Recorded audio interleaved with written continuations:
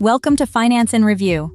Stocks slipped across the board on Thursday, with the S&P 500 down about 0.9% and market volatility ticking higher.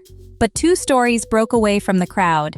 While most of the market fell, one of the biggest gainers on the day was a Bitcoin miner, riding a sharp rally in crypto that had nothing to do with the stock market's mood. And in the other direction, one of America's largest and steadiest companies had one of its worst days in years after telling investors its sales growth is slowing. We have both stories, with a 5-year look back at each. Here are the index movements for the day. But let's take a look at the big movers on the day. First up, the Bitcoin miner Marathon Digital, now known as MRA, ticker MARA. Today, the stock rose 15.5%. One of the biggest gainers in the entire market on a day when most stocks fell. There was no company news behind it. Instead, the move came from Bitcoin. The cryptocurrency jumped about 5%, closing near $73,000, capping a sharp rebound over the past week. MAMRA runs giant computer farms that mine Bitcoin, so its business and its stock rise and fall with the price of the coin. Only more so. When Bitcoin moves a few percent, this stock often moves several times that. Today was a textbook example, and that is the key to this company's whole history. On our 5-year ride, you will see that almost every giant move in the stock traces back to Bitcoin, not to anything the company did. Let's take a look back a few years to examine other price fluctuations in this stock.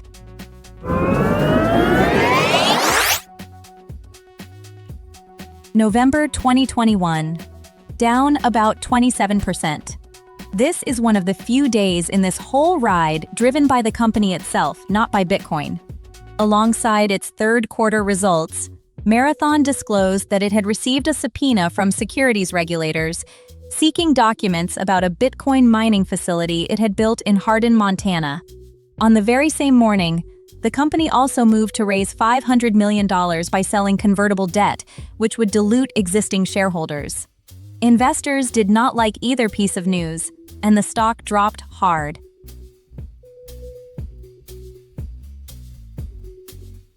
July 2022, up about 32%, and here we see the real engine of this stock. There was no company announcement at all. Bitcoin was climbing out of a deep slump that summer, rising around 4% that day as beaten-down risky assets bounced back. As a Bitcoin miner, Mara turned that 4% move into a 32% leap, driven entirely by crypto, not by anything the company did.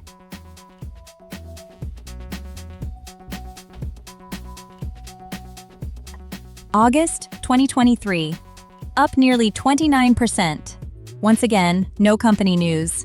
That day, a federal appeals court handed the crypto industry a major legal victory, ruling against securities regulators in a closely watched case over a Bitcoin fund. Bitcoin rose about 6% on the decision, and mining stocks like MRA soared. The catalyst was a courtroom, not a boardroom.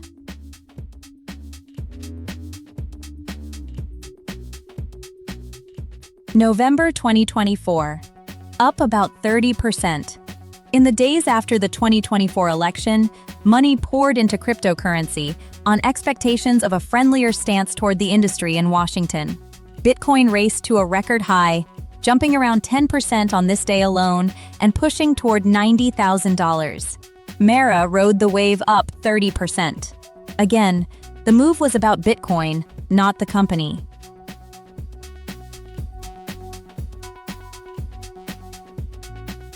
February 2026, down almost 19%.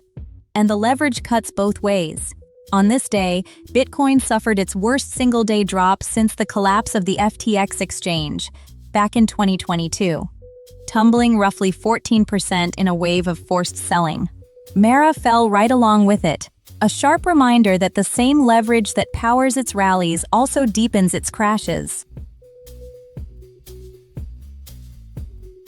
And that brings us back to today, and Mara's Bitcoin-fueled surge, but the day was not kind to everyone.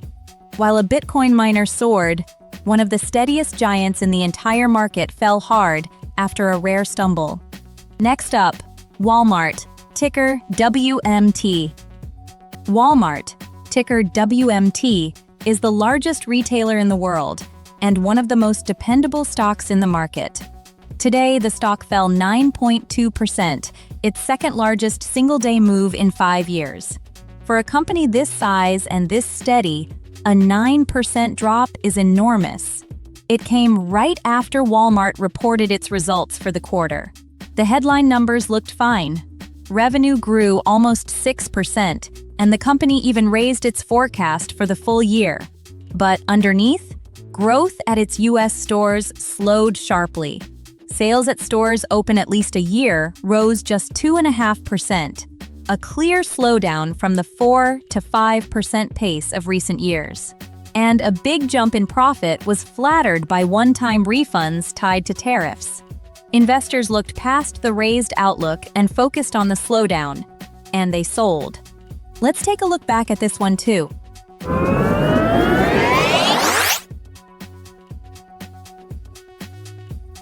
May 2022. Down about 11%. This was a genuine shock at the time. Walmart reported that its profits were being squeezed by surging costs, especially for food and fuel, as inflation ran hot across the country.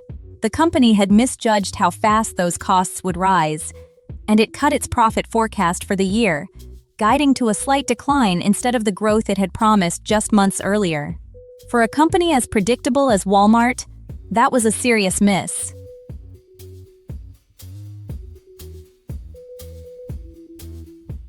November 2023. Down about 8%. This one is more subtle. On paper, the quarter was strong. Sales grew more than 5%, and Walmart actually raised its outlook for the year. But on its call with investors, management struck a more cautious note about the months ahead, pointing to softer spending late in the quarter. After a big run-up in the shares, that caution was enough to send the stock lower. May 2024. Up about 7%. Here, Walmart was firing on all cylinders. Revenue grew 6%, and profit grew even faster, helped by fast-growing new businesses like advertising and its membership program. The company nudged up its outlook for the year. This was the market rewarding a big, steady company for executing almost perfectly.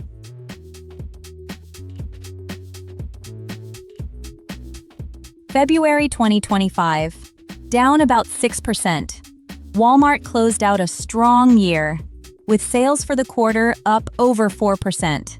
But when it laid out its plan for the year ahead, the guidance was cautious.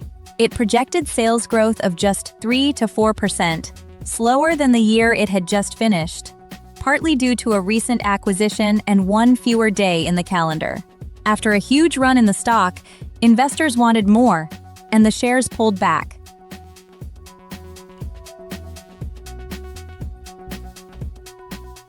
And we are back to today once more. Beyond our 2 featured stories, here are the rest of the day's biggest movers. That's the market close for today. Thanks for watching Finance in Review. And remember, this is information, not investment advice.